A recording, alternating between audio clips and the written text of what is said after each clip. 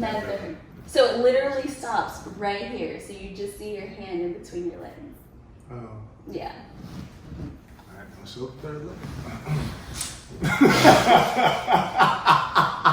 Lord. So you know how they say children have a hard time believing that their parents are like sexually active and fully human? I'm one of those people. Please. No. No. I know the science behind it, but it's still a no.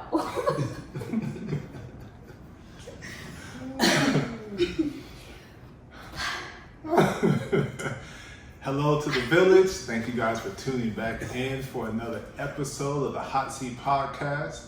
And this episode is going to go in tandem with our marriage counseling episodes. So we ended off with the divorce, and so what we have here today is my father, FLO Wilson I, aka Mr. Wilson, aka the professor, aka the fruits and the berries. That's right. Oh God. So our overall objective today is to dive a little bit further into the divorce. We went over what it is scripturally, biblically based, but we want to hear from our family members who have gone through it. How did that come to be? What decisions were made, the effects thereafter, and of course we want to have advice so we continue to protect. I can continue to protect my queen, and she can continue to trust in her king. Mm-hmm. And so that's what we want. We want continued connection in our relationship until the end of time. Very good. So the first question for today. How about your dad give a little bit of who he is as a human being before we get into... That was the first question. Thank you. Oh, okay. Okay. I thought that would be more of a, how about you introduce yourself? I didn't realize that was a question, but okay. Well, he introduced me, so. But you introduce yourself. Because you know you better. Well, I'm the first. The original. You know, sometimes I'm the Black Samson because the power is in my hair. Yes. Yes. But no, yes, I'm a educator. So let's see, I started in '98, so 22 years. Yeah, 22 years about there. Done all sorts of things, but I guess you'll find out through my son's questionings. Mm-hmm. Yes. So we have the professor, the teacher, the educator, the coach. And so we want to just talk about the beginnings between you and my mom. Like how did that relationship materialize into a marriage? Mm-hmm. Now adults are watching this, right? Oh yeah. Yes. The village knows that the hot seat is for the adults. Yes. Oh, And we have to be honest. We got to be open and transparent in our communication. Oh, Lord. Yes. That's why it's the hot seat. That's why it's hot. Let's see. My first semester in college. And yeah. Actually, the first time I noticed her was in the residential hall, the cafeteria. And she was in line, and yeah, caught my eye.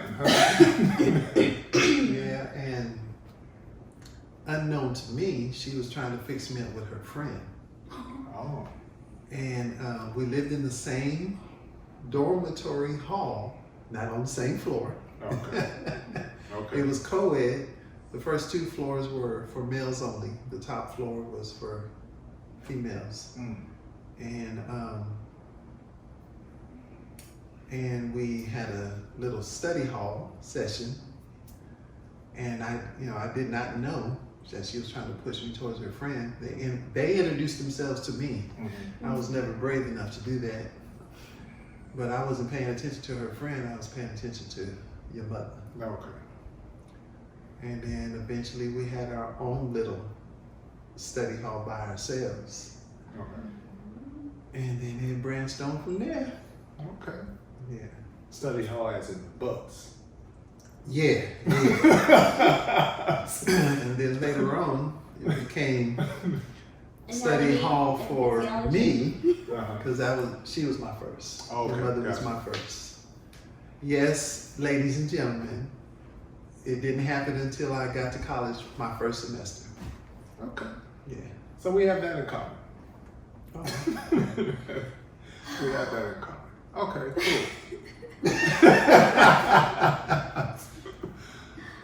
She didn't believe me, but I was like, yeah, no. She's like, no, I don't believe you. I'm sure that's a lot of We have that in common responsibility. too. What can I say? When you do what you do, you do what you do. Oh, my cheese and crackers. Like father, like son. Oh. And so, okay, so you guys are getting, now the marriage has happened. You guys met at where did you guys meet exactly? Fresno State. Fresno State. Okay. California State University of Fresno in Fresno, California, Central California. Okay. Yeah. And that's where you were conceived. Mm. Yeah. In the dorm. And then we, once she came back, because she left to back to Los Angeles with her peoples, and that didn't work. And so when she came back, I had to find an apartment because you can't cohabitate in the dorms. And yeah. Okay. That's it. There's a lot of similarities I didn't know. Guess I was somehow following in your footsteps.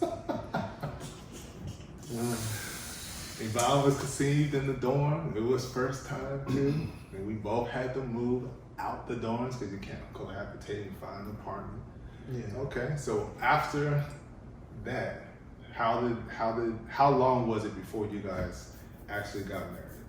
Well, let's see. We lived together. You were born. We started planning the marriage because I already had in my mind that your mother was the one for me. Okay. Even though I didn't have any girlfriends before, didn't date, I knew what I wanted. And so we started planning the wedding. You were about 1 year old when the wedding happened. You were the ring bearer. Oh. Okay. Yes. That makes sense with the pictures I've seen. Yes. Okay. Cool. So when did you know for yourself, like what was the defining moment in which you knew this was the person for me and why? Well, I was told that I had an old spirit, that I was here in a previous life because I was way too mature and I knew too much before it was time for me to know things. Gotcha. And life, maturity, responsibility happened to me before it was time. So going through high school and then getting to college and meeting your mother, and I was raised in church. I wanted experiences, but it didn't happen for me because I was way too shy and scared. And girls weren't interested in me because I was the nice guy. I wasn't the bad boy. Gotcha. And I don't know, it just, when over time and relations with your mother, I said this, it just clicked with me that this was the one. And she was all that I thought about. I didn't know to recognize other women. Gotcha. Other females at the campus. My eyes do see, but I didn't recognize Yeah, I wasn't drawn to women, other women. I didn't, now my eyes, I'm not blind at all, but then I was blind. Gotcha. Yeah, I was blind and my eyes could only see your mother. Gotcha. Those are the right eyes to see, especially when you're getting into a marriage and being in that marriage. You only see that one person. Yeah.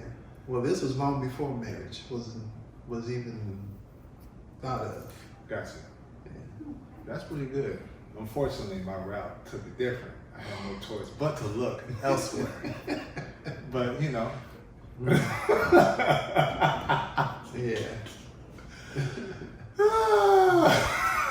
Moving on. We move right along. So because of all that, you knew when, and so the marriage is here. You guys are in Fresno. I'm one, I would assume still. Yes. While you're in the apartment. And it seemed like a wonderful life. No. Getting to know, well, I wasn't raised in a chaotic family. Mm-hmm. We were one unit. We did everything together.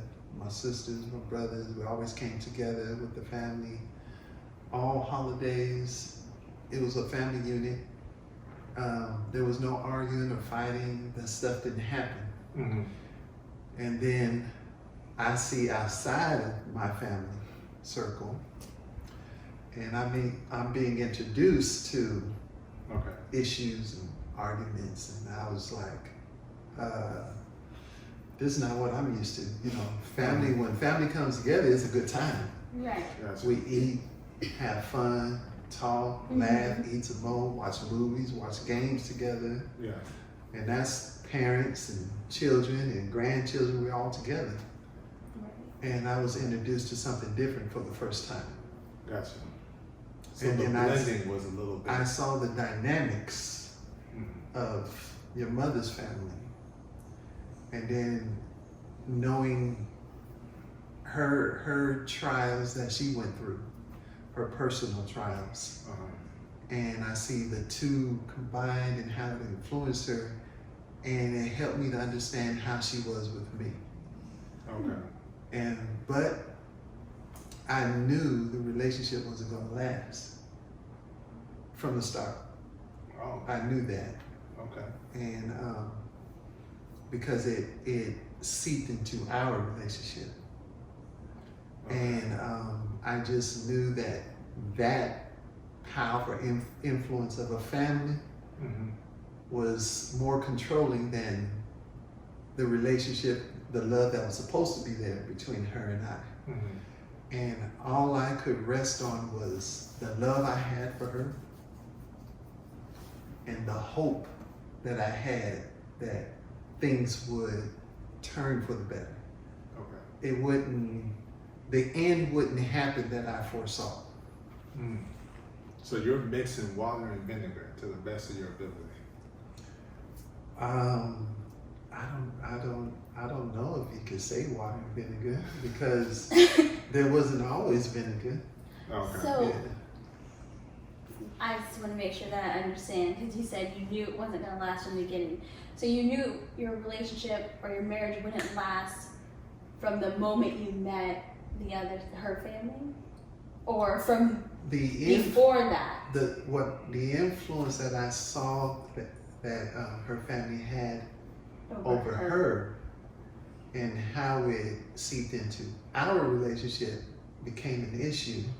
Was that before or after you got married? Before. Yeah. And the dynamic grew the closer the wedding got. Okay. So Yes. you saw it, but you were hopeful that wouldn't be the end result. Right. Okay. All right. All right. Yeah. And then plus the her personal experiences that she had prior to me damaged her. Right.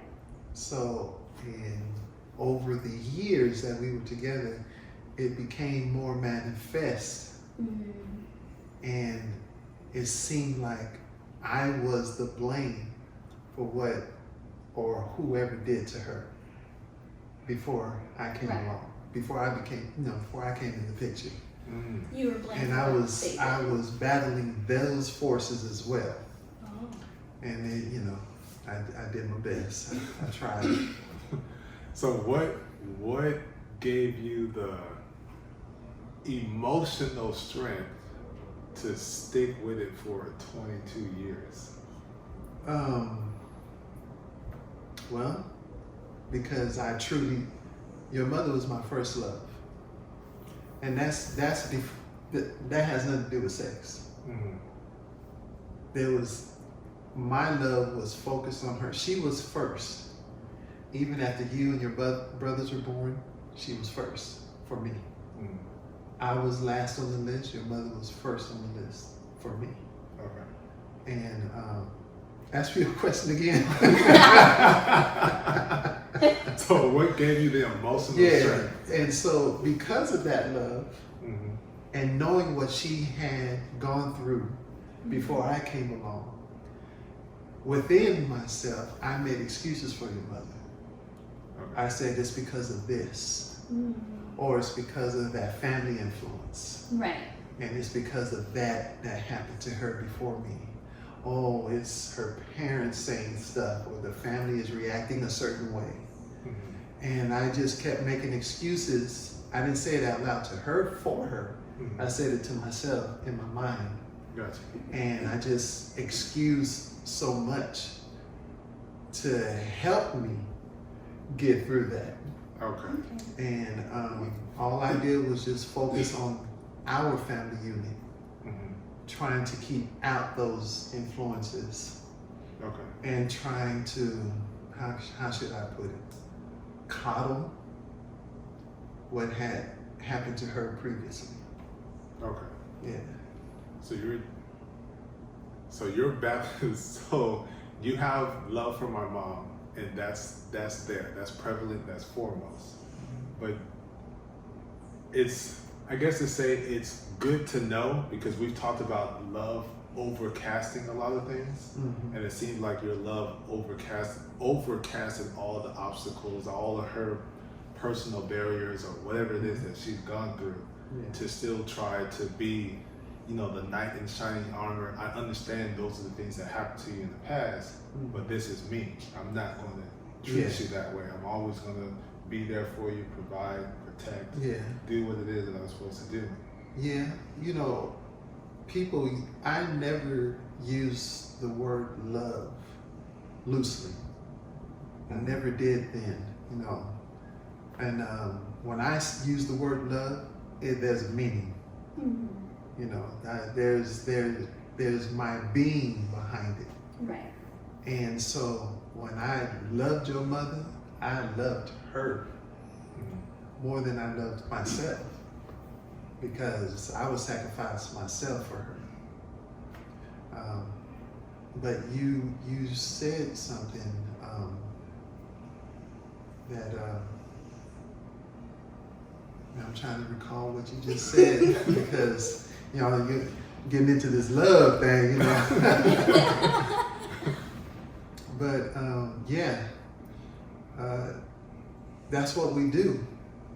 We sacrifice ourselves, or we make excuses for the other to prevent conflicts. And I took pride in being a husband and a father. So when you said protect, I had to protect her from her past.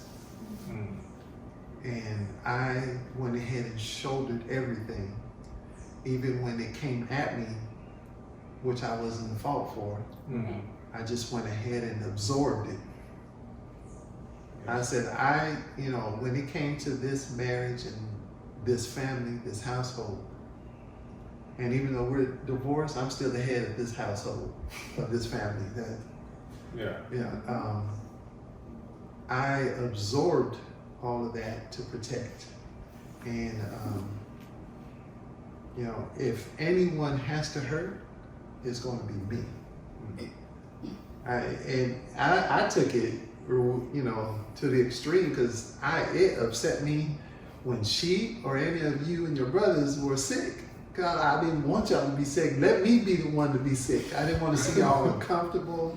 And when you're babies, you're in agony. You know, you can't. Sometimes when y'all cry, you're crying. There's nothing you can do. And I just wanted to take all of that away and I even would pray and say, give it to me. Let me carry whatever is hurting them. And see, man, I don't. You know I'm a crybaby. I'm emotional. I don't want to get worked up. Hey, for you, the villains watching, you got to understand how powerful that love is. That my dad is trying to take on my mother's pain. Like, my mother's pain is her pain for her alone. She has to go through and endure it. And my dad is physically, emotionally, probably spiritually trying to take it away from my mom and just pass it to me so she can be at peace, so she can experience a peaceful and loving life and not have to even recall that there was a memory of whatever transpired before you. That's powerful. I do have a question. At any point in time, whilst you were making excuses and, you know, just turning another cheek and all that stuff, do you ever think that she felt or understood that she was blaming and possibly at sometimes punishing you for things you didn't do? No, I don't think that ever crossed her mind, even though I said it verbally out loud. And yes, there was some arguments and there were some things I said, and when I get mad, I get mad. And I gotta say what I gotta say, and I'm gonna say it. And I'm gonna say it all. Of course. But once I get started, I don't stop. I have to get it all out of my system. No, because see, I encouraged her to get help, even though the years passed from those experiences. The trauma was still there. It was still fresh. That's what I could see. And I encouraged her. And I learned that a person can help as much as possible. But if that person don't want the help, there's nothing you can do. Yep. But I'm a man of hope. And I kept hoping and hoping that it will get better, even though I already foreseen what's going to happen. But I hoped. And plus, as the years went by and my sons got older, there was no way I was going to be a visiting father. Now, that wasn't going to happen. So I said, I'm going to have to stick it out, because I want to be around my sons. I want the privilege and the honor to raise my sons. Right. In my presence. Yeah. In my house. Yeah. Understood. Yeah. So no, I don't. I don't think she knew she was actually lashing out on me. But I know that in the course of arguments, she probably saw in me what she experienced with the others. Yeah, in the past. Yeah, you know, when you see a certain body language or certain words fly out your mouth, and it could trigger a memory that you know works her up. And I knew that, okay, I probably have said or done something that brought a memory flashback, and now it's doomed from here on out. That's how she's gonna look at me that way. Right. Gotcha. Yeah. We've had that conversation before. And the looks, man, over time, it just like, for males, when a woman look at you a certain way, it's chopping you down. And I'm 6'7". And at times I felt like I'm 4 feet tall. The way those looks just, you know, I'm like, what in the world? Why I don't deserve those looks. Mm-hmm. But it can chop you down, and it can inflict a lot of pain. Gotcha. Yeah. So the 22 years was stuck through it because there was an extreme heightened level of love that you had for my mom. Mm-hmm. And then not one, not two, but 3 kids was the reason for keeping it longer, even though you had the forethought that it would come to an end. Well, having children wasn't the reason to stretch out the marriage. Okay. I always wanted a big family. I wanted 6. After Ozell came out, she said she couldn't do it no more. In the bed, in the hospital, and I'm holding Ozell, and I'm so happy, first time. And then she says, I can't do it no more. And I was like, because I wanted a big family. I come from a big family, or big families. Gotcha. But yeah, it just broke my heart in that moment. But for some, But having children wasn't the reason okay. to keep stretching out the marriage. Okay. So for some couples and relationships or even marriages, when a child is born, it kind of gives like a new foundation or a new beginning to start anew. No. But none of that. No. And babies cannot keep nobody together. No, Lord. Now, for me, because I wanted to be in the presence of you and your brothers, that helped me continue to stay married. Okay. Yeah. Because I wanted to be a father with my sons, not visiting my sons. Okay. Yeah. Okay. And it didn't matter how she treated me, how she spoke to me, whatever she did or have done. There's no way she's taking y'all away from me. So I said, just deal with it. And that's when I always was active as a teacher, coach, advisor, home teacher, going to the sick and teaching at their homes. But over time, that's when she ceased to be first on the list.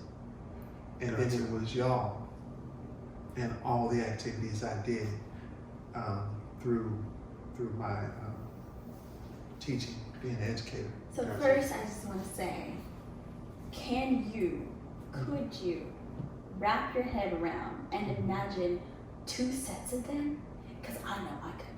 I know I couldn't. Oh no, just hearing the 3 of them over the 6. Yeah. Woo-hoo. No, it wouldn't have been the second set because I wanted children from one woman. No, I'm saying you wanted 6, so you had the 3 boys. You needed 3 more. So I'm saying, could you imagine repeat? That would have been my joy to have more children. Gosh, you probably have 3 times as much gray hair. That would have families. I came from large families. Yeah. I'm number 5 of 6 in one family, and I'm number 6 of 7 in the other. Well, it eventually became 8 because of the eldest, my stepbrother. But yeah. So. Yeah, I just so I always had I've always had large family dynamics, so that's what I want. You want it, right? Yeah. Yes.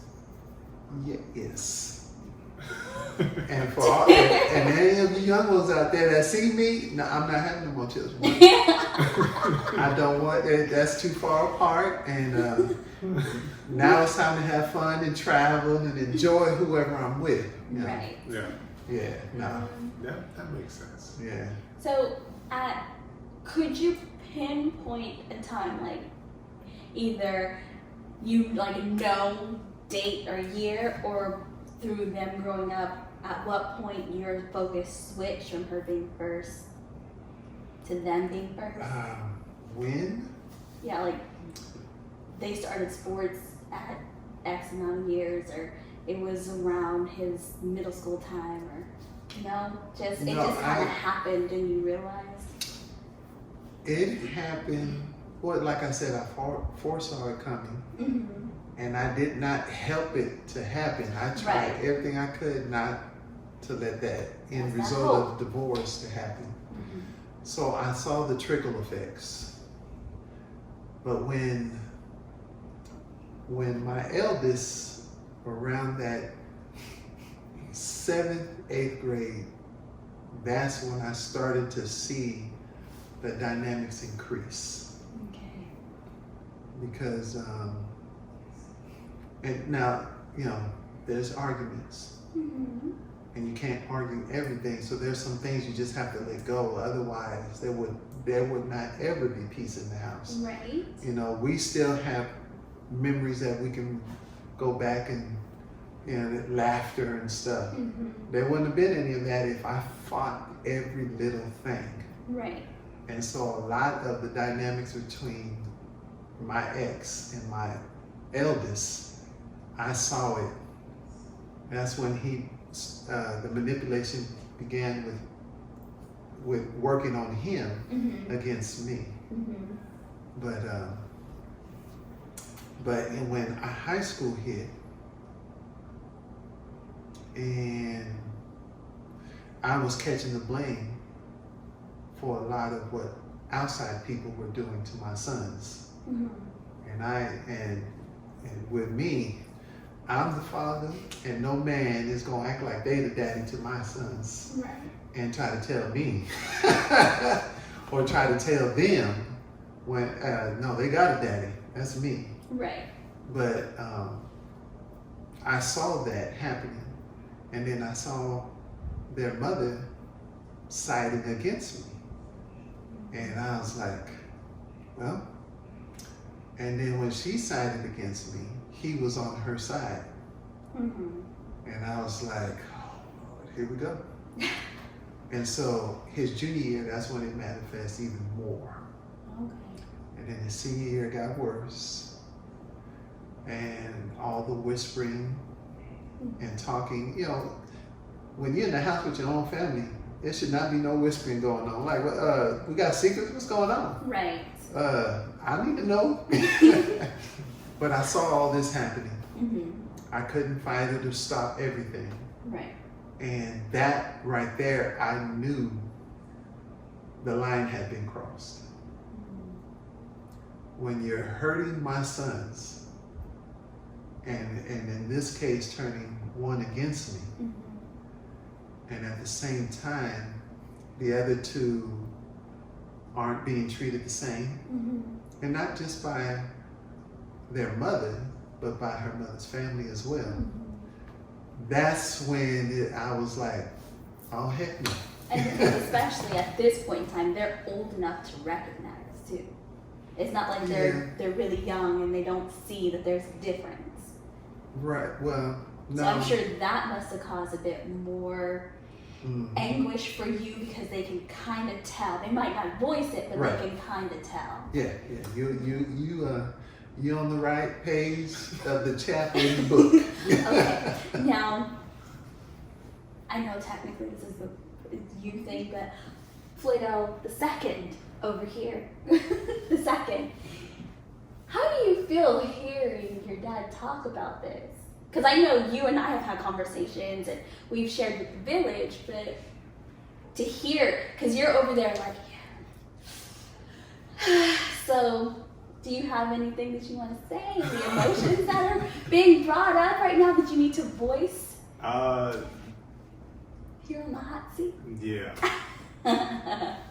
I can only smile because I don't know how to react, but there's guilt there that I know exactly what my dad's talking about. Becoming a man, that's what it really hit for me personally, as far as being on my mother's side.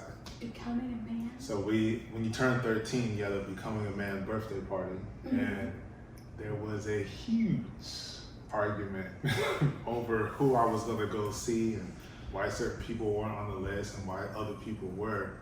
And it's just, and my mother is the one taking me to these trips. So that just amplified. She didn't take you. I sent you. No, she went on some of them with me. Because it was just you and those men alone. So she didn't take you. On the bus, on the Amtrak to Fresno, she stayed. She was out there. Oh, she stayed elsewhere? Yeah, she stayed Oh, elsewhere. okay. She wasn't actually with me.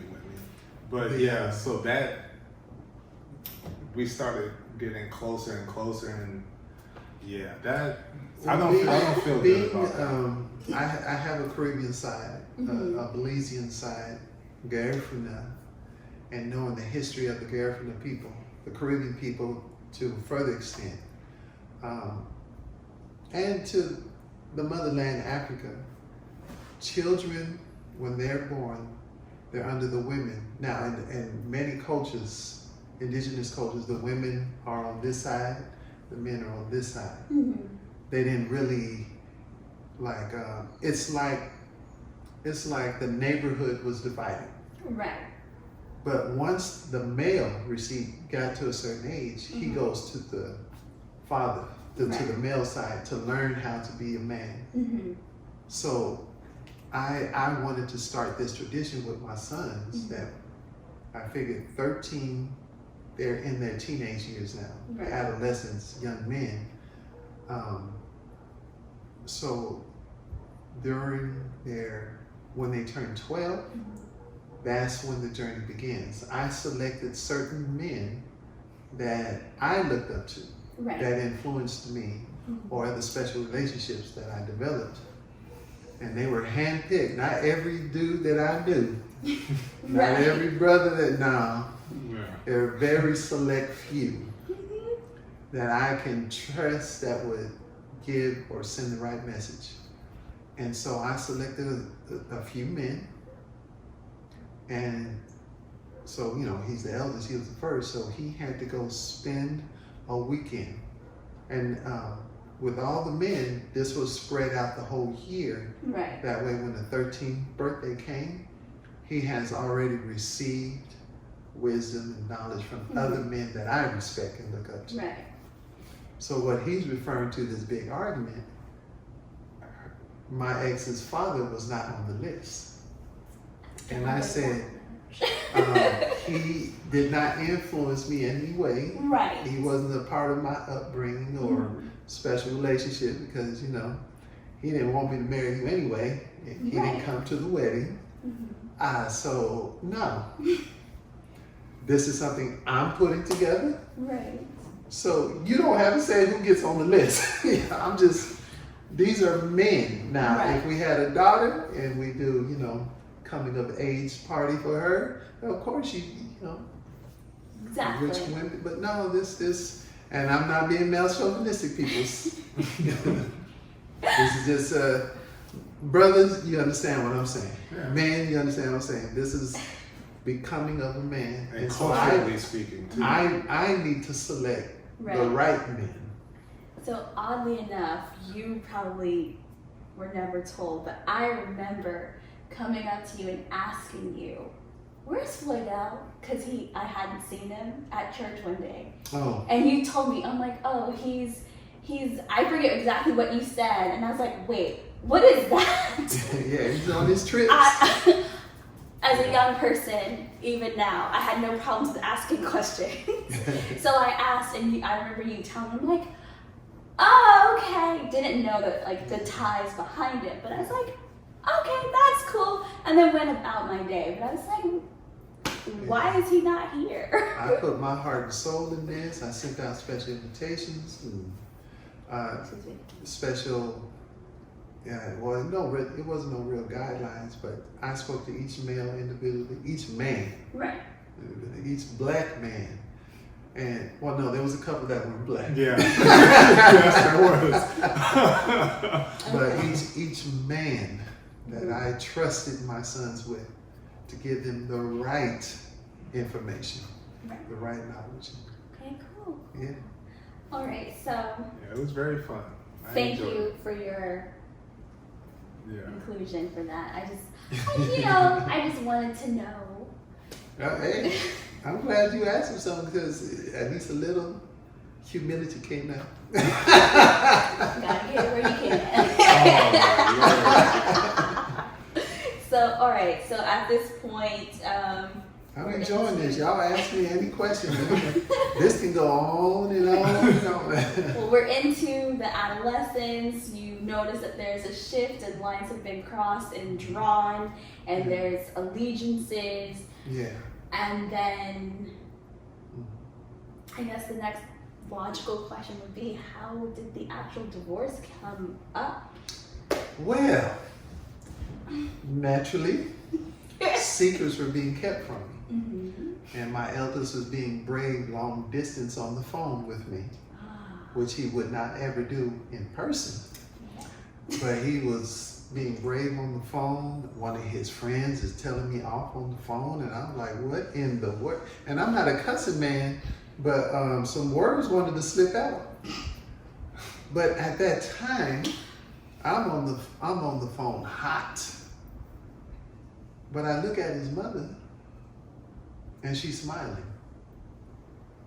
That he's talking back to me, and then so and so is saying stuff to me, and I'm like, she knows stuff that I don't know. And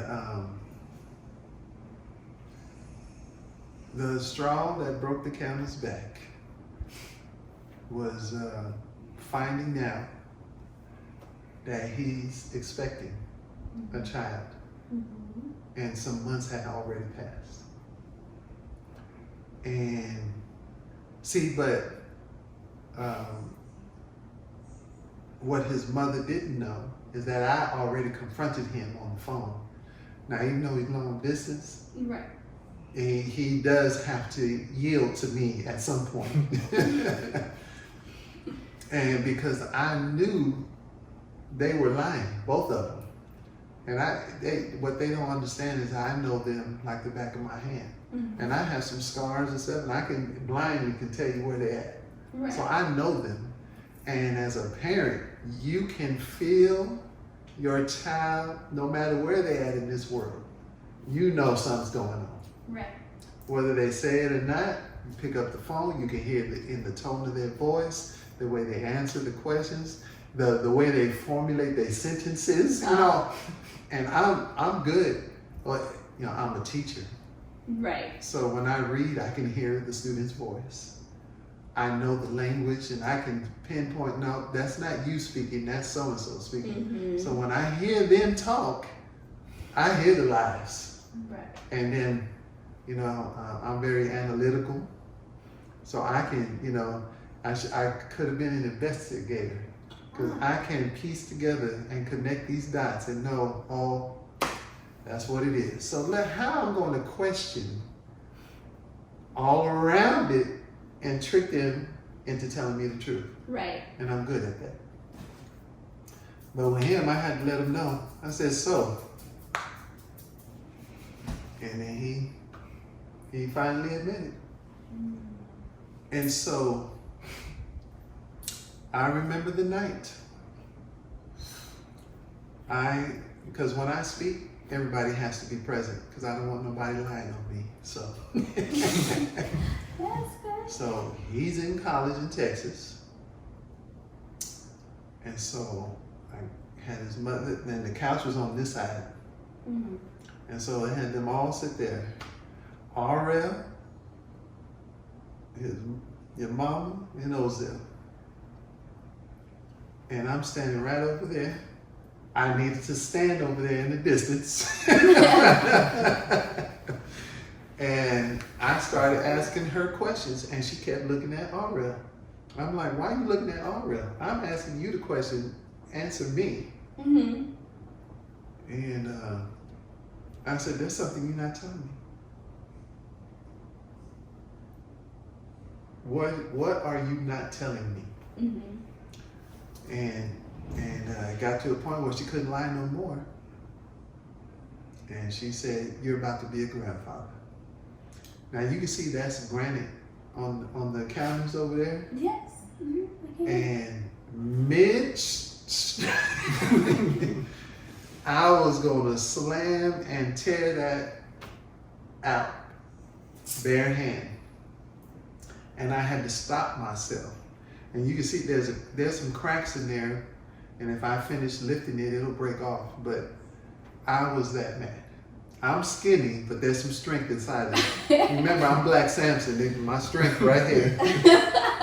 And that was the strong, you know, we had already decided when the separation was going to happen. I had already asked her how much time you need. 6 months, a year, 2 years, I had already asked. And she told me a year, and there was still some hope in me. I was like, okay, this will pass. But that right there, finding out the truth, and she kept it a secret, and he was injured, knocked off my insurance, all that stuff was kept secret from me.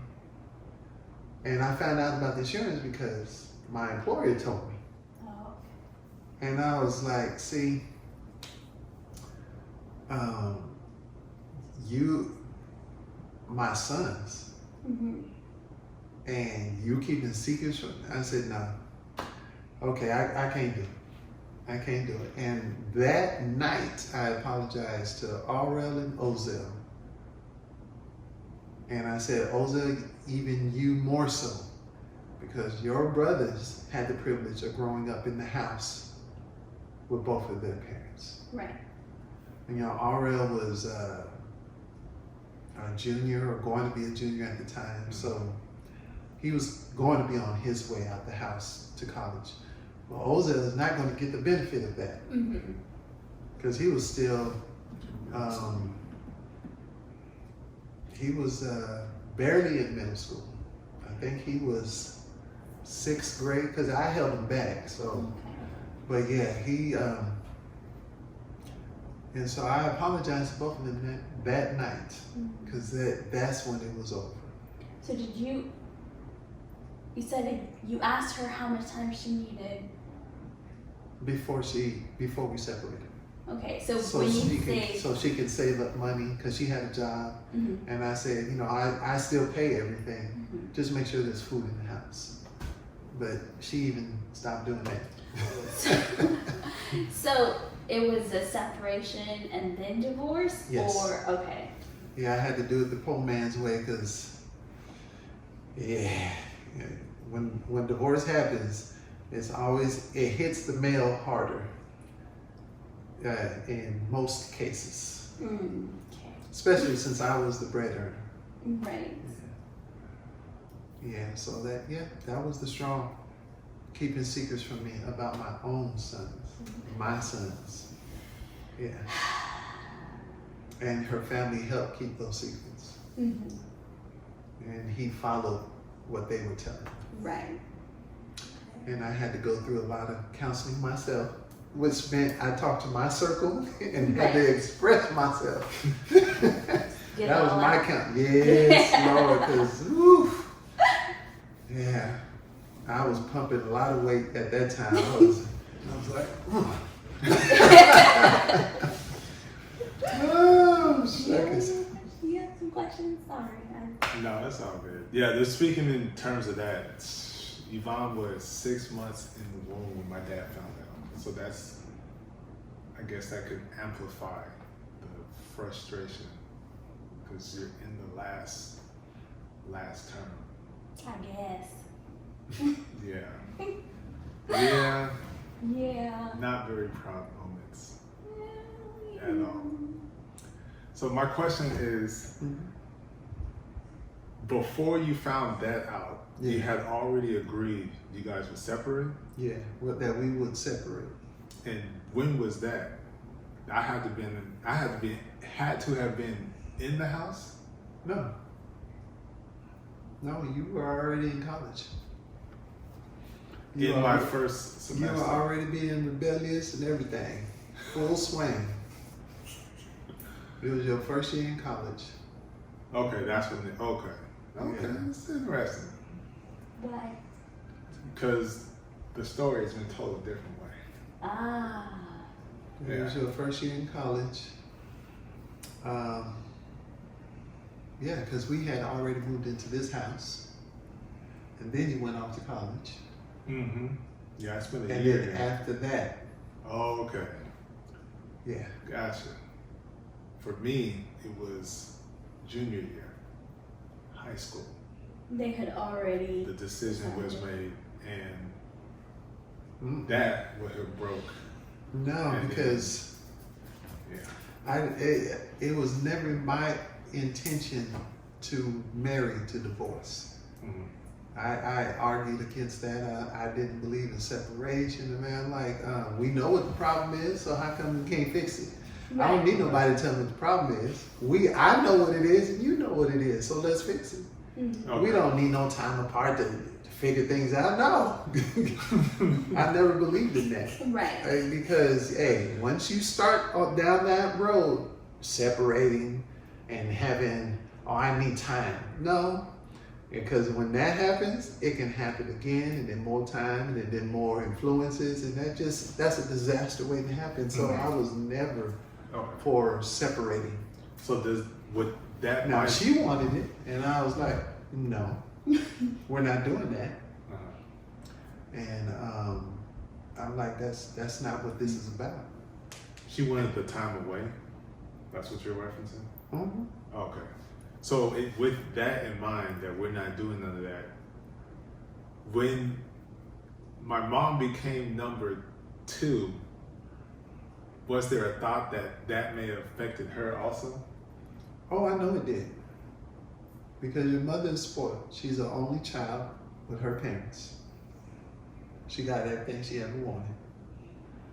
Her aunts and uncles, she was the favorite. Here I come along, and she's the focus. And then when she wasn't my focus anymore, she wasn't first, I started thinking about me too. I actually went on a shopping spree for myself. When I came back, and I had nothing but stuff for me, nothing for her. I've never gone anywhere and not brought her back something. That's Mhm. true. There has never been a month that passed that she didn't get gifts from me. Oh wow. On her birthday, on anniversaries. Her birthday lasted the entire month. I would just do little more stuff. Pause. That is a good practice. But that one day I came back from LA and I had a leather trench coat, had a fur coat. I bought this and that just for me. That's the first time I've ever done that. Mm-hmm. She was upset. I know she was. She was upset. I didn't bring her nothing. Wow. She went into detail everything that was purchased. Yep. When she told me, I was. See, look, hey, Wow. I was told I gave her a life of luxury. I'm not a rich man, but she didn't want for anything. Mhm. She didn't need anything. And she was showered with gifts for no reason, just because. And Yeah. So there wasn't a thought of maybe we should have marital counseling or spiritual counseling to try to resolve any of those things together jointly? Since you did say you advised that she go and seek help with this, was there a Well, thought to do it together? that help was for the trauma she had Yes, experienced yeah. previous to me. And marriage counseling, see, I didn't think of marriage counseling like through a minister, through church. Mhm. I thought of going to see a psychologist Mhm. and all that, and I don't necessarily subscribe to that. Okay. Okay. And because I already knew what the issues were, but she did not want to fix that for herself, Mhm. because that's pretty much what where the extent of the problems came from. It was her past flowing through her to me, Mhm. at me, Right. Mm-hmm. along with the familial experiences getting in the way of our happy marriage. Mhm. And so I didn't need a counselor to tell me this. So when you suggested that she seek help for her past trauma, Yeah.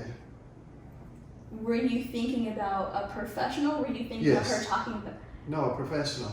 So in that situation, it made sense to seek a professional, but for 'Cause your I- marriage, you were like, Well, that's what was messing up the marriage. right. So I didn't think, yeah. You know, if you in the midst of the storm,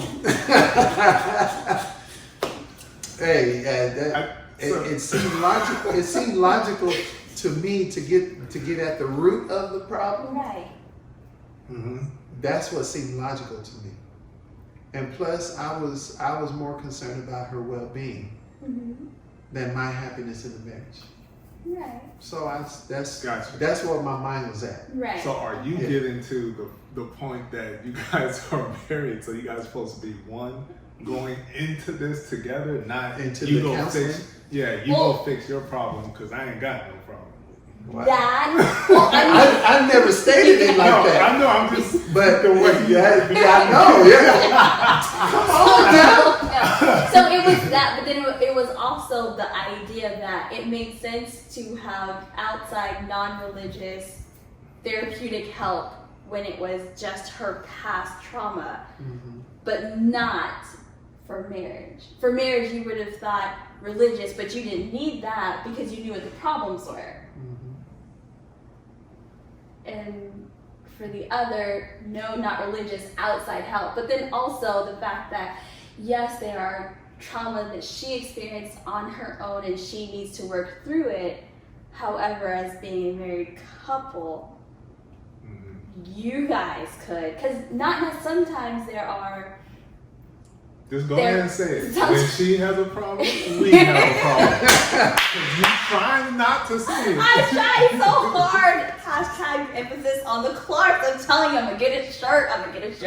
But yeah, so quite possibly her reluctance to go seek that help would be because she'd be doing it by herself. And I don't know what the trauma is, but sometimes when you have trauma, I trying to go through it by yourself, no matter how old you are, yeah. is traumatic. Just thinking about it. Yeah. Earlier in the relationship, that's when I pushed for her to get help. During the marriage, I hardly brought it up anymore. Okay. Okay, Yeah. gotcha. And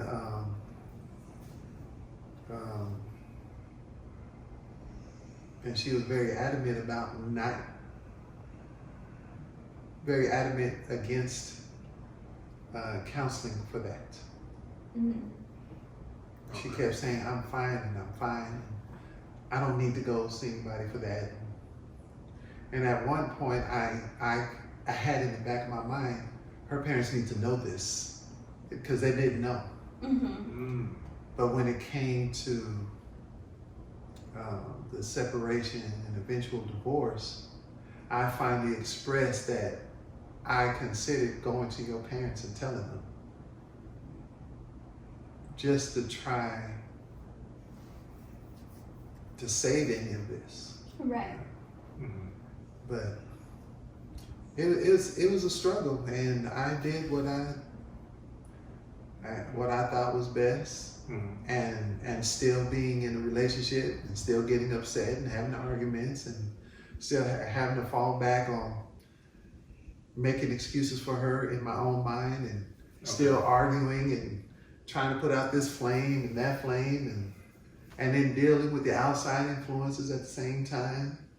And then I'm having a wayward son following his mother's trickery, manipulation. And then the other two sons are affected because they're not the favorites, and I did what and then at some point I gave up. How exhausting was that? I mean, it sounds exhausting listening to you list all those things. and then working with those influences at the job attacking me. And yeah, I had to go to my mama, my auntie, my sister. I had a lot of sessions with some wisdom, and Gotcha. Yeah. and then the two father figures, that the men that I respected the most, they passed, and then I didn't have no elder male to talk to. And so I talked to my two college brothers, and then my other brother from high school, my high school buddy, and I to those males that I could talk to. But yeah. So did you guys walk into the marriage armed with any type of spiritual, any of that counseling, or it's just? I just walked in armed with what I saw in my mother and father.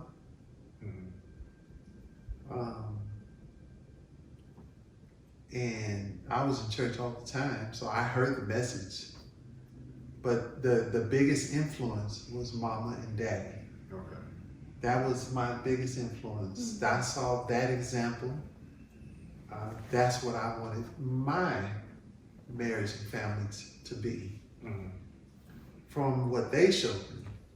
And that's what I tried to mimic as much as possible. I've learned that I can only do my part. Right.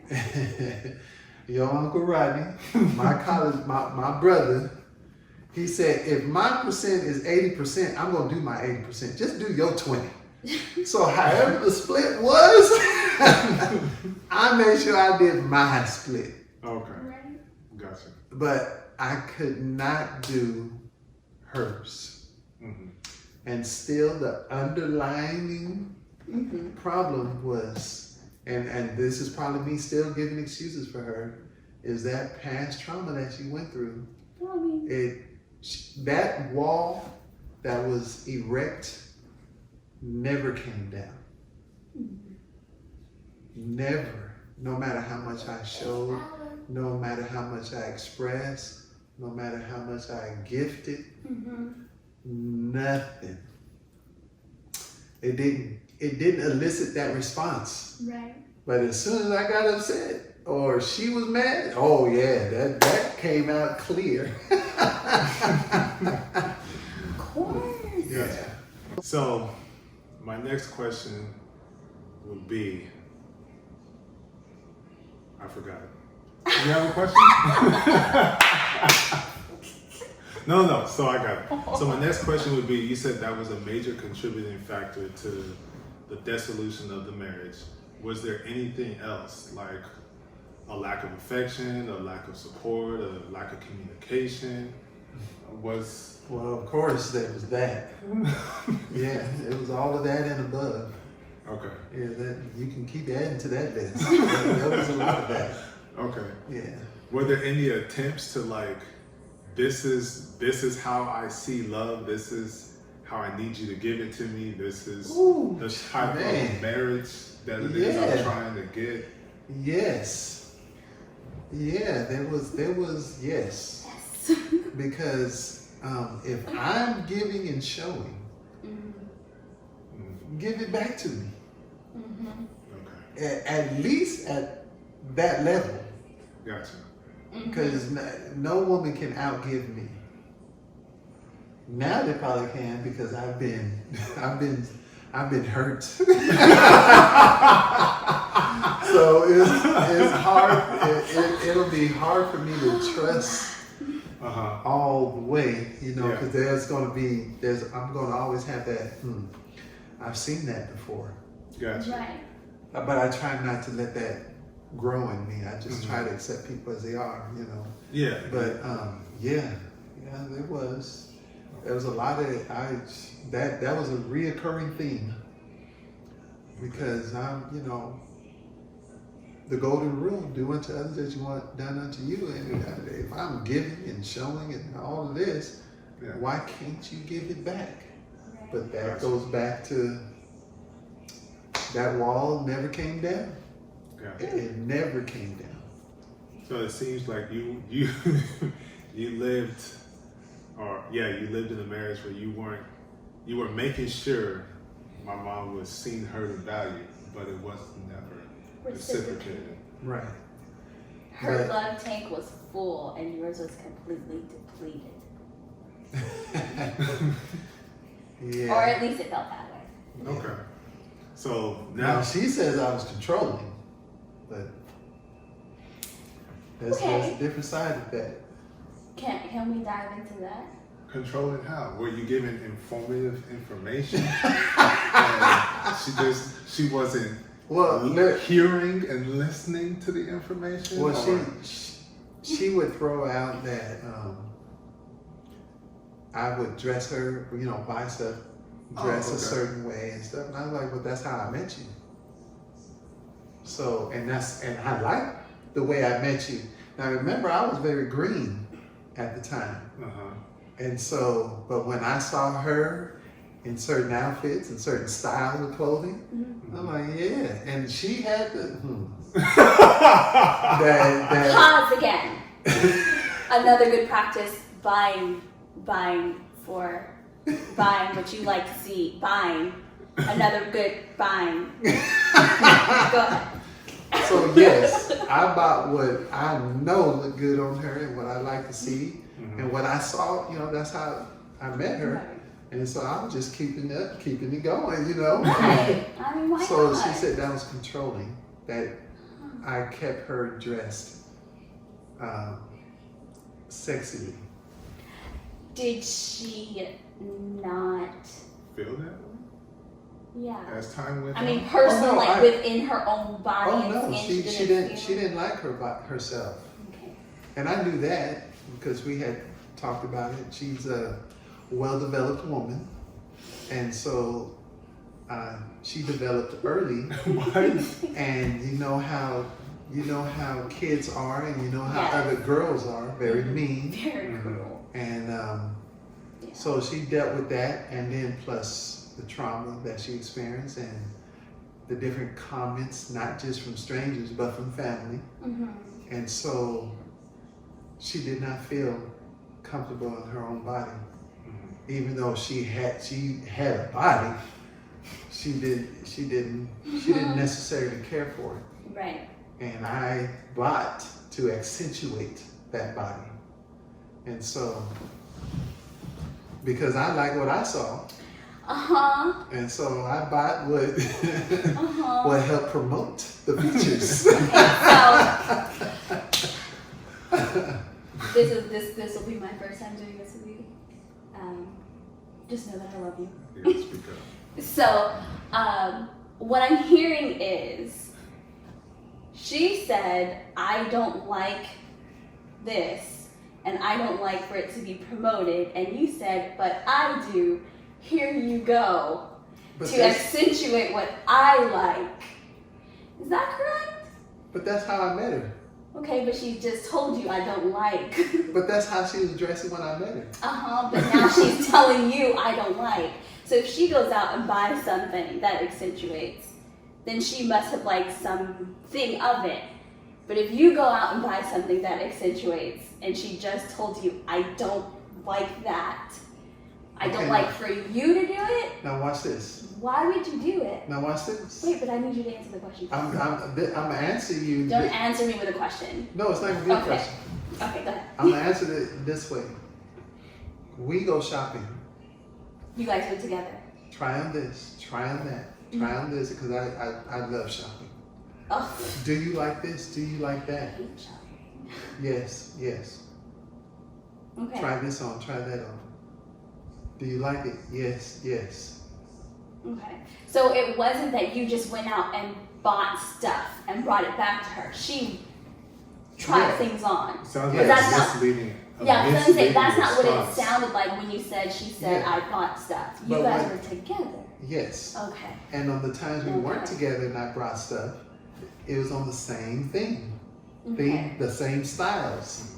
Different colors. Got it. Okay. So Okay. Got it. I didn't say it. It's just a misleading response because it sounds like my mom said yes because she knew you liked her being in those things. So she said yes so you can continue to see those things rather than communicating that my tastes have changed.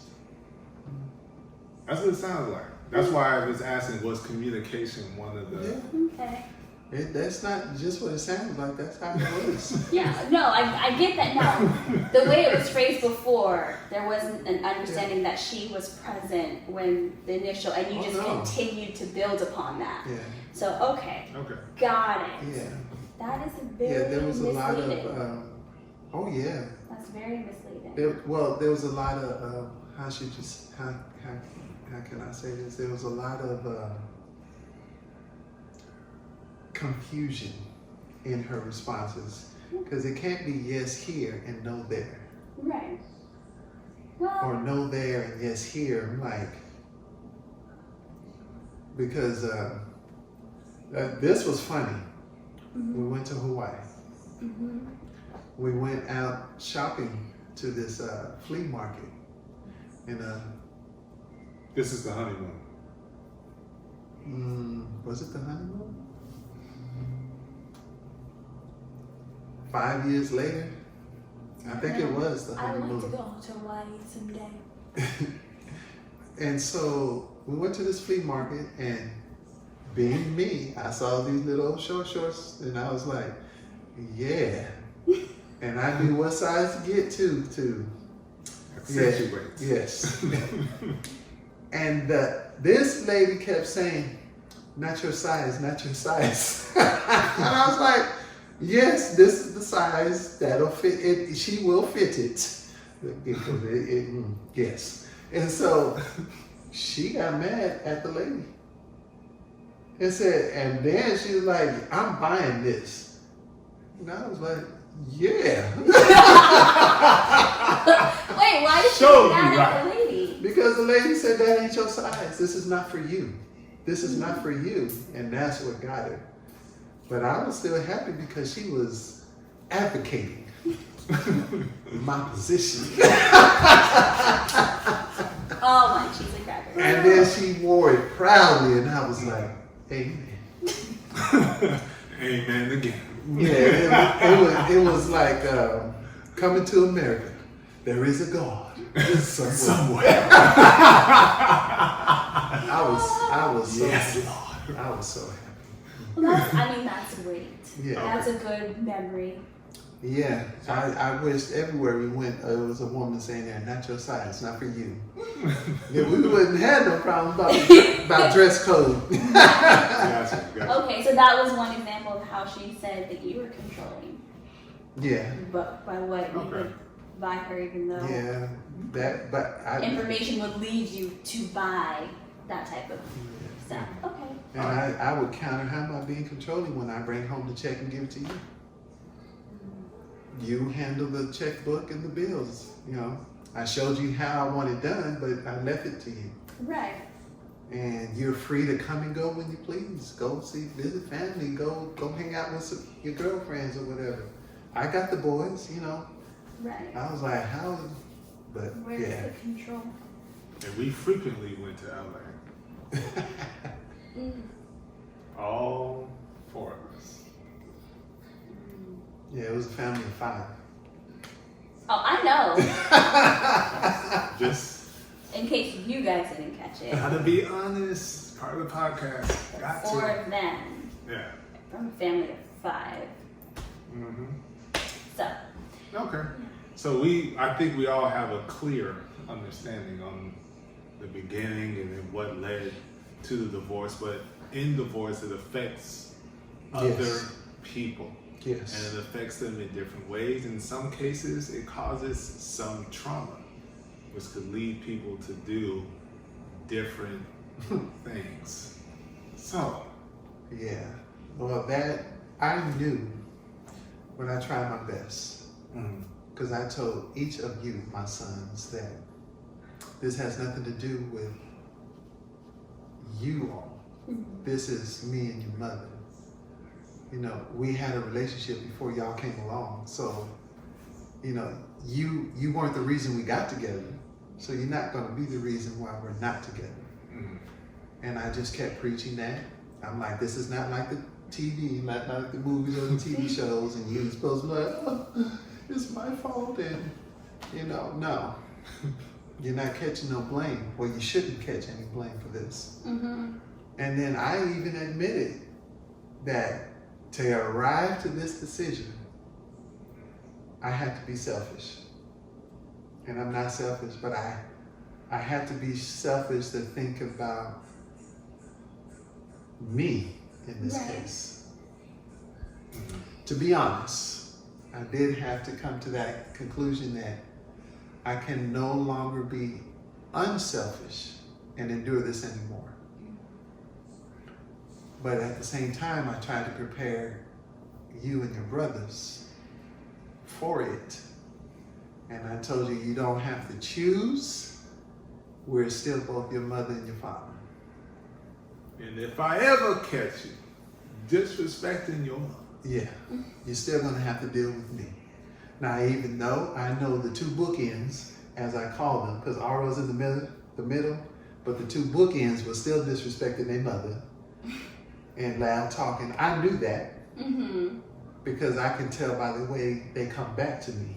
Mm-hmm. And I'm like, but I can't police Right. their time with her, with their Right. mother. And so I just had to just let that go. I didn't challenge them or didn't question them. I just periodically had to remind them, respect and love your mother. Mhm. Now, when you get a certain age and you have certain discussions with your mama, then that's between y'all. But you still respect and love her. So, did you notice the impact the divorce had on the three of them? Yeah. You saw the differences or the Oh changes yeah, or well, whatever. Flordell and I, there was already a schism. Mm-hmm. So he just sided more over there and he forgot about the Wilsons. Not just me, but his aunts, uncles, grandmother. All those over here that I know. Yeah. Yes. The desert no longer existed. Mm. And then Aurel, that first year with her absence,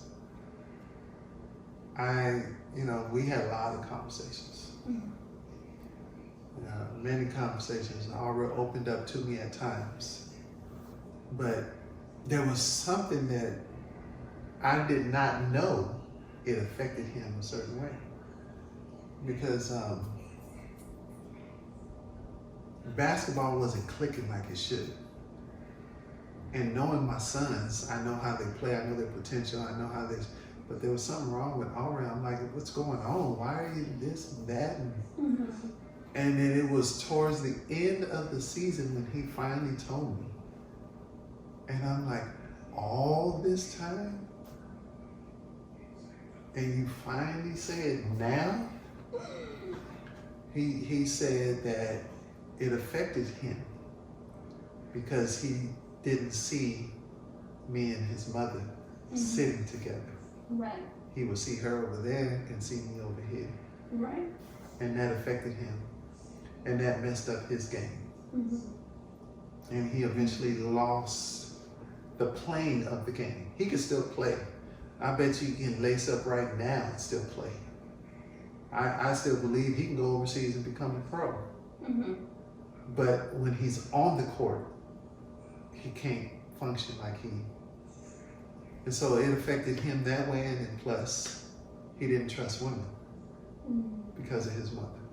Because he saw and heard everything that she was doing that I didn't know. Right. And then he saw how she was treating me. Mm-hmm. And he didn't want that to happen to him. Right.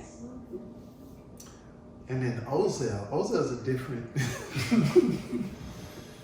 Ozell is just told. it's Ozell. Ozell follows, and he follows Aurel mostly. That's his leader. When we used to play follow the leader as kids, Ozell follows Aurel. Mm-hmm. So if Aurel has a problem, Ozell has a problem.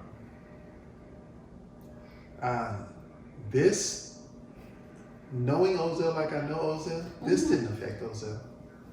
Because he didn't understand at the time, Right. as a child. Ozell was rambunctious. He didn't have great focus. Oblivious. He was all over the place, and stuff didn't affect him. Right. He was that kind of child, stayed in trouble. So, but over time, he developed how to react by following. It wasn't his own emotions. Right. And so then he will take that and go from there. And Ozell, yeah. So that's what it did to Ozell. But I never, and I can say this with all honesty, I didn't influence none of my sons on how to be with their mother. I didn't badmouth their mother, but when they became of certain understanding, I let them know the truth. Right. But I never disparaged her, and to turn my sons against them, against her. However they were with her is how they developed with their mother. Ozell, I encouraged him because now Aurel's out the house and gone to college. I encouraged Ozell, you gonna go see your mother?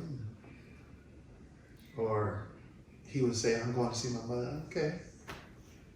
And not during the week, because school, weekends. And so he would come back and tell me things, and I made sure I would never question my sons. What'd y'all talk about? What'd you do? This and that. No, I didn't do that. They had to, and I told them I would not do that. You tell me what you want to tell me voluntarily. Right. And he would come back and he done told his mama this, he told her that, and I was like, okay. And I tried not to get involved in that because I did not want to encourage none of this, a relationship that way. But Ozell started doing that. Now, I know he's talking to his brothers. So I'm like, maybe not you, but he's got two. Yeah, he got two. And y'all did talk, but he tried to talk big to you. Floyd, you don't know. Yeah, right? That's true. Yeah, see. That's why I said we Ozell, he's very animated. And so, yeah, he developed that. But he told me some things that his mother said. And so I kind of mirror that with Aurel. Aurel didn't trust his mother. But Ozell was told something negative by his mother. So he didn't want to hear it anymore.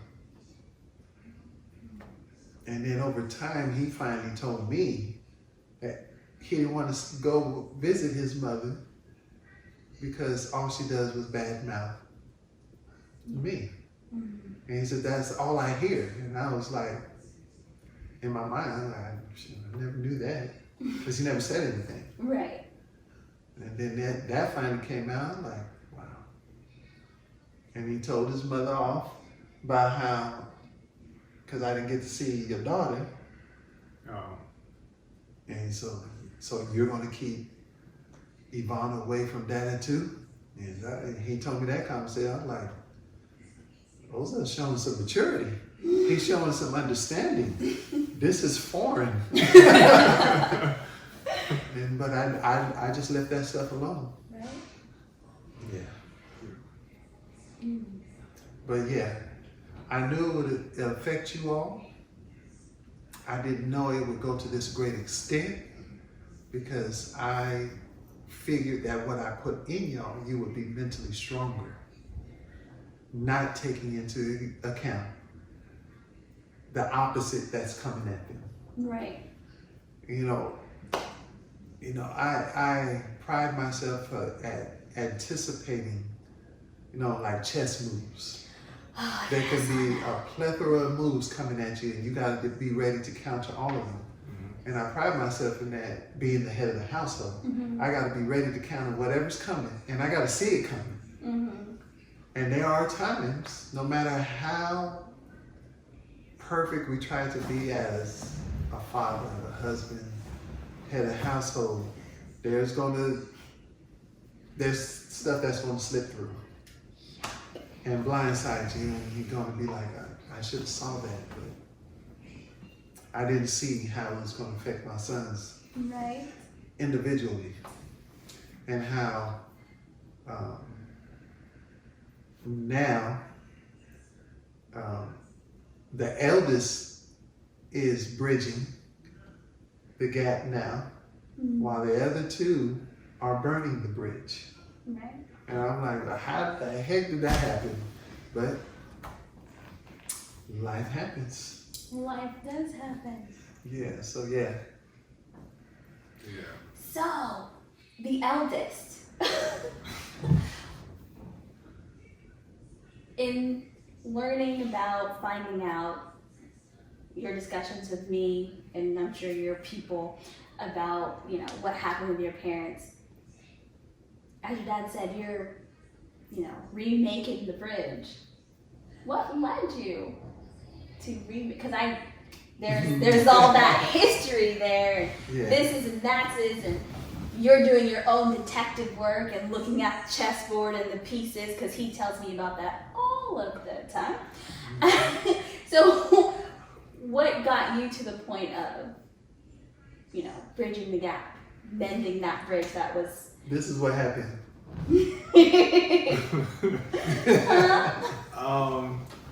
It's a multitude of things. It's the first interaction that I thought of when I just made the decision to start mending the bridge is the conversation my dad talked about when I'm talking big. And my dad was telling me, even though I had my friend on talking to my dad, because my friend at the time didn't like the disposition that I was giving off. Like, I was not in a happy place at that moment. Mm-hmm. I really wasn't. I had injured my knee. I couldn't play basketball anymore.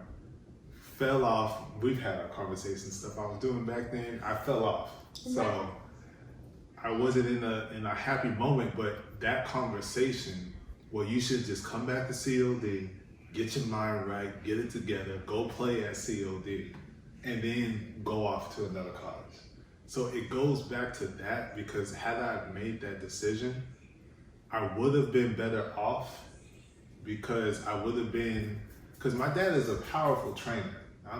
Man, he put me in a position to be able to, at my frame, to take on 280, 290, 300-pound centers and beast them, like whoop their tail on the court. And so had I made that decision to come back, I would be in a position where I'm with my brothers also. So had I come back home and all of this stuff happening, me and my brothers would be more connected than we are, because me making those decisions really created not only a line in the sand, but a great wall of China between us. Because it's me over here and then my two brothers.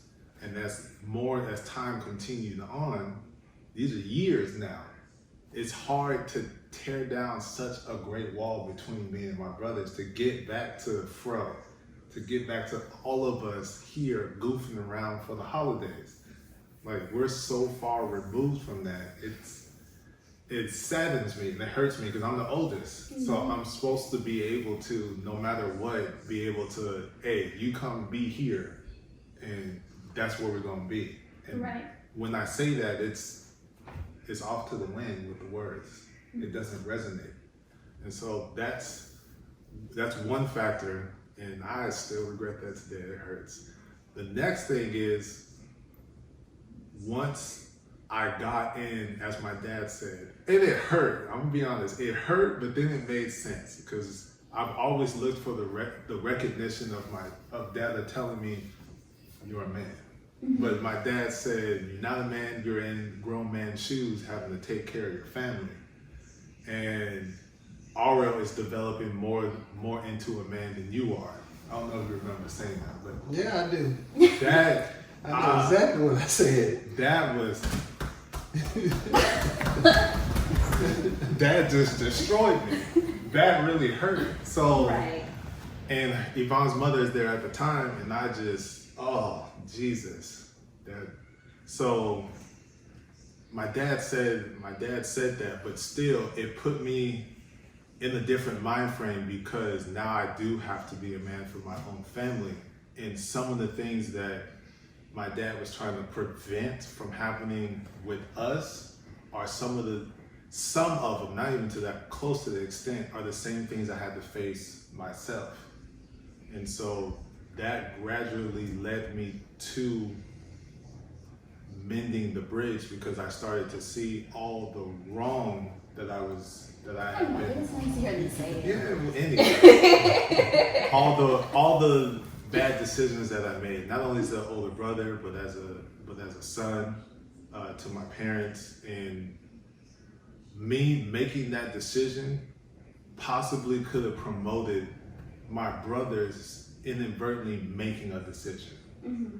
Because I'm the oldest, it's like, oh, Flordell did it this way, look at Flordell. And so I can do it that way too. Dada, I can do it my way, look at Flordell, he's doing good. And it's, no, I'm only doing good because I came back around and got back on the path that my dad and my parents set me on. That's the only reason why. In our and Jose, we had this conversation. How can you hang out with Dada after all this stuff?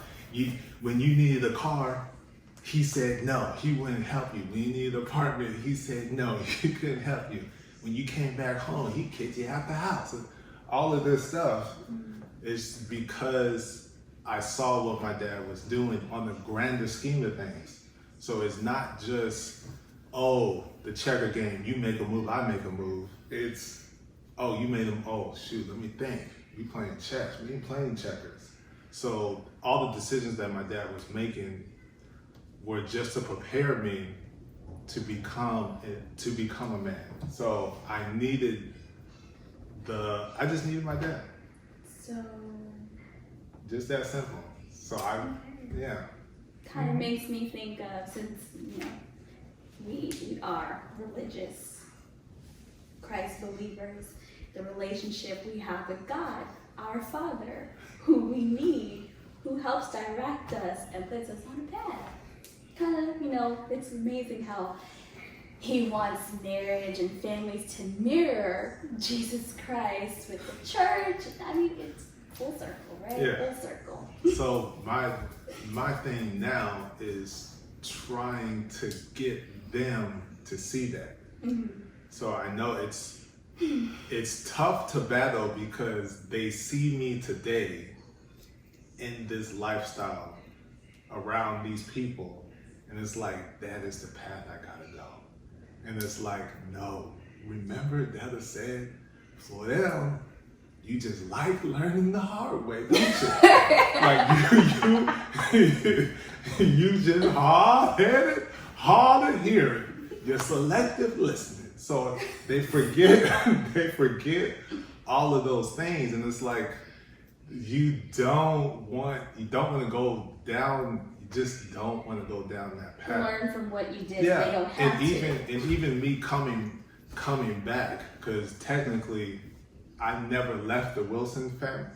I left the Wilson family. The Wilson family didn't leave me. So it's just, I've always coming back, and it felt weird, because I even told Dad that, like, it just feels weird. And that was, your own family feel, what you talking about? What's wrong with you? Your own family? You feel uncomfortable? So it's just, and I'm telling them, you may feel that way, but the stuff y'all doing, when you come back around, Wilson family's gonna be there. But them eyes and ears, they're gonna have to see and listen.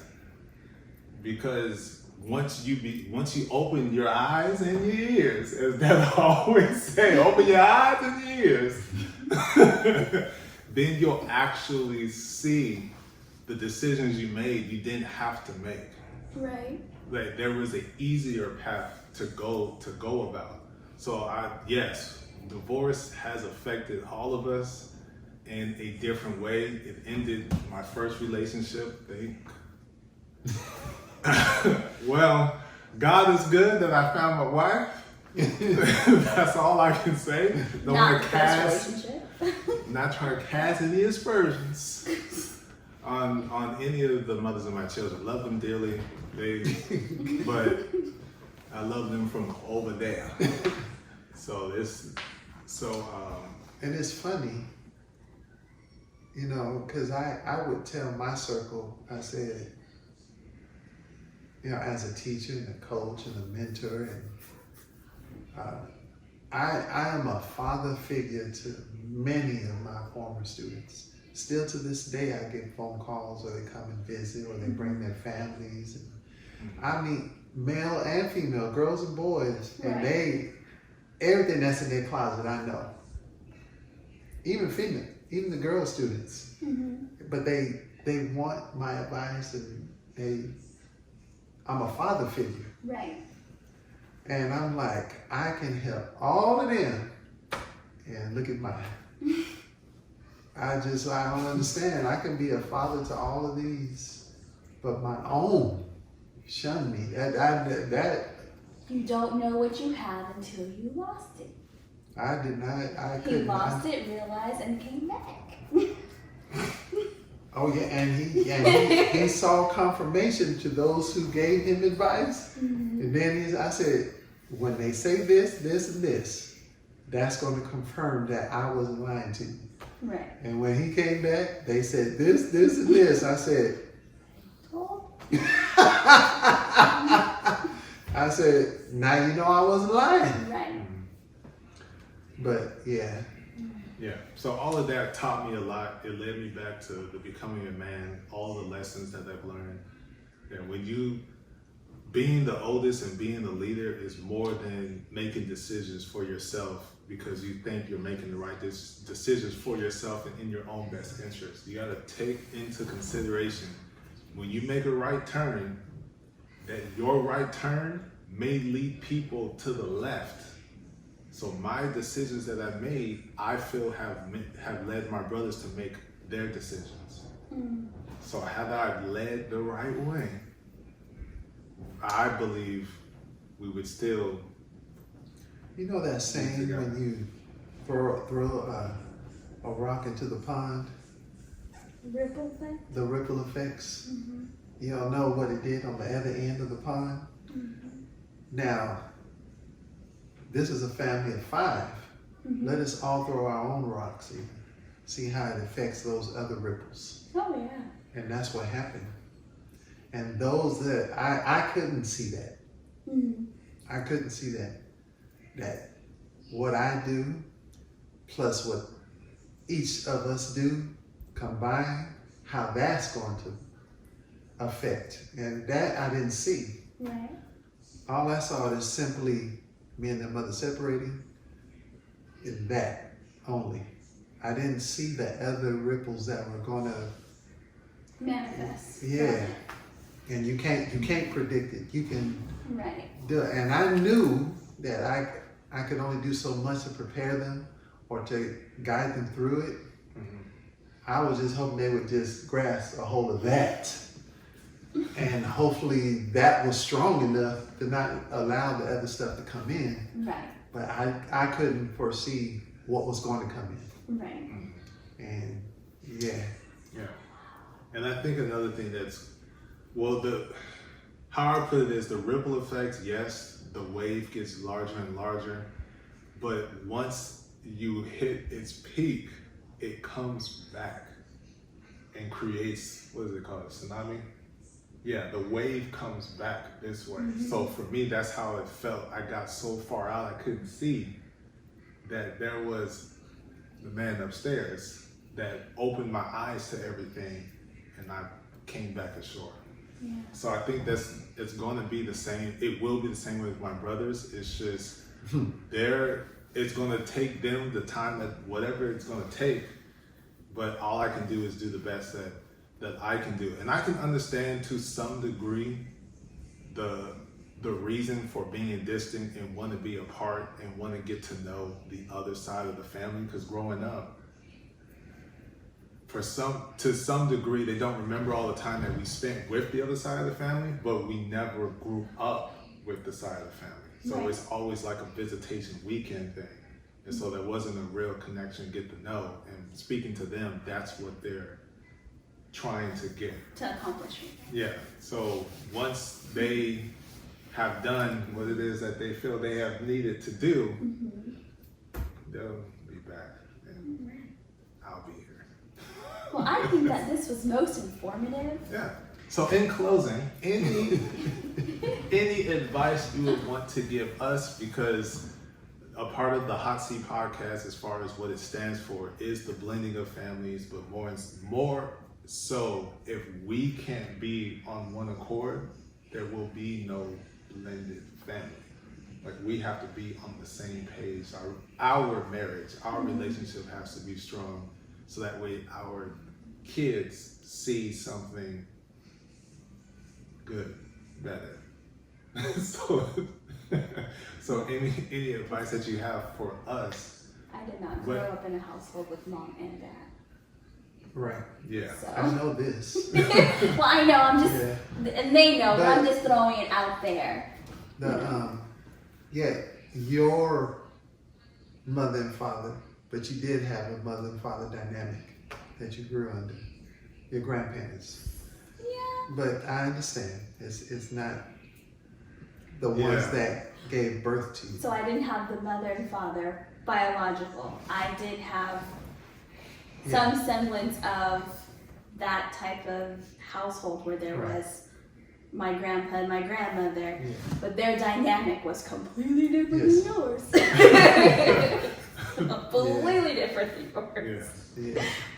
Yeah. So, but yeah, so advice. Advice. Yeah. Because what your grandparents did was what works best for them. Right. And you trying to implement that with me, it sure ain't gonna work. Yeah, because I thought that's just how it worked for everybody. Apparently not. Apparently not. And what I've seen with you guys, sure ain't gonna work with her. Yeah, don't hand me your check and say take care of the books. No. I was trying to be inclusive. I didn't want to be that, what you see typically, that the male handles everything and the wife doesn't have a say, or Oh, I what have to a say, do. but don't hand it to me. I Balance this. was trying to be more inclusive, Mm-hmm.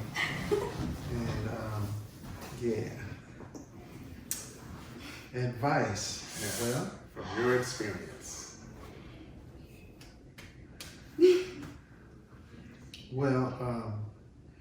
From my experience, be honest with each other and express everything from A to Z. That's, everything, whether it's provocative or not. When it comes to the children, their interaction with each other, as well as the interaction with the both of you. Crossways, because you have yours and you have yours, but they still have to, how they intermingle with the two of you. But if you all start with the letter A and end with the letter Z when it comes to yourself individually and as you together, once what's that saying? Once you know better, you do better. Mm-hmm. If you know, then there shouldn't be no problem. Right. Shouldn't be. Shouldn't. Yeah, because I've always that's not in there's no rule book that says that. So why we got to go that way? I was quick to say that. Where's that in the rule book? Because it's, how come we can't? Yeah. Yeah. So How come? know each other's expectations, know each other's needs, desires, wants, likes, dislikes, and and you don't have to compromise that. You don't. You really don't. But you do have to accept it. In order for that to work, you got to accept it. You know, you don't have. I don't like the color blue, but I will compromise. I'll do the blue thing. No, if he knows you don't like blue, then he don't need to keep bringing up blue. You know, that's what I'm saying. Yeah, that makes sense. Yeah, you know, you don't have to compromise it. You just have to accept it. Mm-hmm. You know, and then you work from there with each other. And I agree, the two become one. Yes, I do agree with that wholeheartedly. I do. But remember, you have to be one first. You had to be individuals first. Right. Mm-hmm. Before you came together. Yeah. And know that the way you met each other,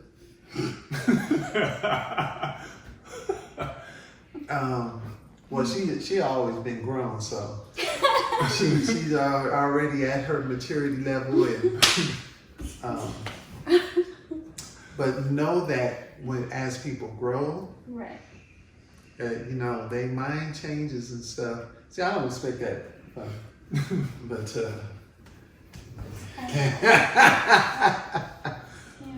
We're continuously working. some people are already set, and other people are not set yet. Mm-hmm.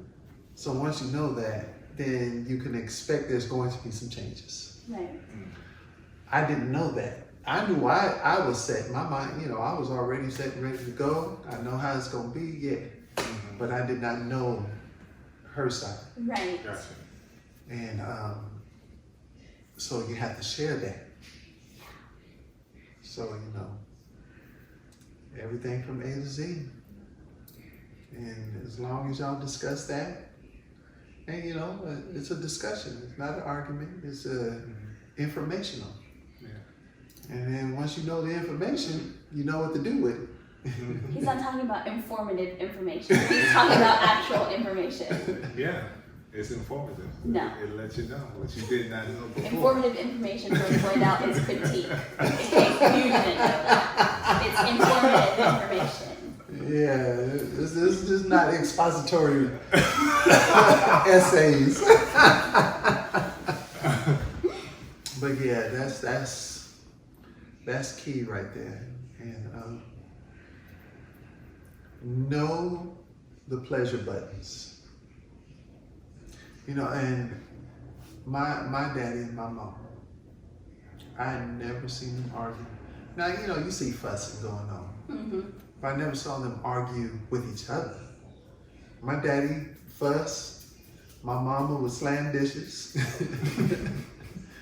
I'm like, why is all that noise coming out the kitchen? I'm like, something must have happened. Usually at work. Yeah. You know, I was like, As soon as you say mama, what? Never mind. Never mind. But this one time I actually saw an argument between my mother and my father. And they said what they said. It didn't even last long. And then the next moment I see them and they cross each other in the hallway and they stopped and look at each other. My mama looked up at my daddy. My dad looked down at her. He started, whatever look he gave her, he started laughing. She laughed. And I think they gave each other a kiss. Mm-hmm. But he patted her on the behind and that was it. And I was like, that's an argument? Sometimes that's how it goes. And no, I didn't have those kind of arguments. I said sometimes. See, but what I learned from mom and daddy Mm-hmm. is that they had agreements with each other. Mm-hmm. And they stuck to those agreements. Yeah. It was mutual. And that's how, you know, listening to mama and sometimes she would use the words, we agreed that we weren't going to this. And they stuck to it. And no matter what,